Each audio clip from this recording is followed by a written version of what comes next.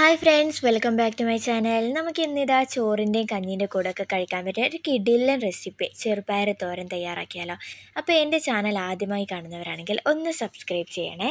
അപ്പോൾ ഇതെങ്ങനെ തയ്യാറാക്കുകയെന്ന് നോക്കിയാലോ. അപ്പോൾ ഞാനിതേ ഒരു കുക്കറിലേക്ക് 1 കപ്പ് ചെറുപയർ, ഒരു 1.5 കപ്പ് 2 കപ്പോളം വെള്ളം ഒഴിച്ചിട്ട് ഒരു 5 വിസിൽ അടിച്ചെടുക്കുന്നുണ്ട്. ഇനി ഇതേ സമയത്ത് ഞാനിതാ ഒരു ചീനച്ചട്ടിയിൽ 2 ടീസ്പൂൺ വെളിച്ചെണ്ണ ഒഴിക്കുന്നുണ്ട്. 1 ടീസ്പൂണ് കടുക് ചൂടായി വരുമ്പോൾ കടുക് ഇട്ട് കൊടുക്കുന്നുണ്ട്. ഇനി ഇതിലേക്ക് ഒരു മീഡിയം സൈസ് വരുന്ന സവാള, 2 പച്ചമുളക്, കറിവേപ്പില, 3 അല്ലി വെളുത്തുള്ളി കട്ട് ചെയ്തത് ഇട്ട് കൊടുത്ത് നന്നായി ഒന്ന് വഴറ്റി കൊടുക്കുക. ആവശ്യത്തിന് ഉപ്പും കൂടെ ഇതിലിട്ട് കൊടുക്കുക കേട്ടോ. ഇനി ഇത് നന്നായി ഇളക്കിയതിന് ശേഷം വെന്ത് വന്നിട്ടുള്ള ചെറുപയർ ഇതിലിട്ട് കൊടുക്കുക.